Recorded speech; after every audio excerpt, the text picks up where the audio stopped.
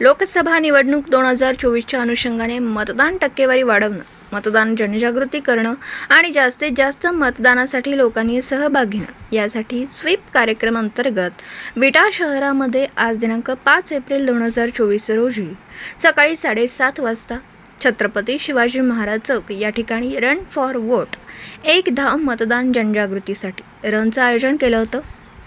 या प्रसंगी खानापूर तालुक्याचे माननीय तहसीलदार उदयसिंह गायकवाड यांनी रन फॉर वोटमध्ये सहभागी होणाऱ्या सर्व धावपटूंना मतदान जनजागृतीसाठी आवाहन केलं।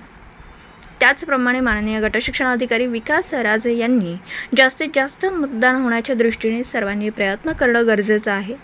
त्यासाठीच आजची रन फॉर वोट मॅरेथॉन आयोजित केली आहे असं सांगितलं। या मॅरेथॉनमध्ये विटा शहरातील ग्रामस्थ, शासकीय कर्मचारी, त्याचबरोबर सायकल प्रेमी क्लब विटा, अल्ट्रा फिटनेस क्लब विटा, त्याचबरोबर विटा हायस्कूल विटा, के गुळवणी माध्यमिक विद्यालय विटा मधील विद्यार्थी व शिक्षकांनी सहभाग घेतला। ही मॅरेथॉन छत्रपती शिवाजी महाराज चौकामध्ये सुरू झाली व विटा शहरातील प्रमुख रस्त्यावरून एक धाव जनजागृतीसाठी धावली।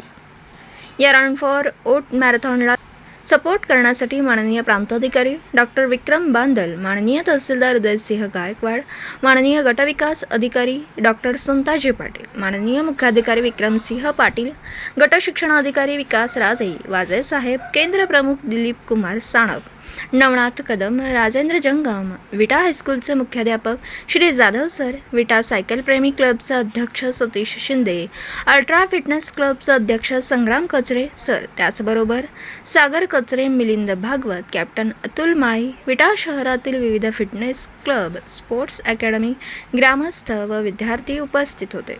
नमस्कार। मी सांगितल्याप्रमाणे 7 मे 2024 रोजी आपले 44 सांगली लोकसभा मतदारसंघासाठीचं मतदान होणार आहे आणि आज अखेरचा जर आपला सांगली लोकसभेचा किंवा 201 खानापूरचा प्रवास बघितला तर 348 202 केंद्र अशी आहेत की त्यांचं देशाच्या ॲव्हरेजपेक्षा सुद्धा मतदानाचं टक्केवारी कमी आहे। याला कारणं वेगवेगळी असू शकतील, आपले गलाई बांधव बरेचसे बाहेर आहेत, परंतु लक्षात घ्या हा जो लोकशाहीचा उत्सव आहे किंवा आपल्याला लोकशाही बळकट करायची आहे आणि हीच विचारांची परंपरा जर आपण आपल्या मुलांना जर दिली तर भविष्यात आणखीन पर्सेंटेज कमी होईल।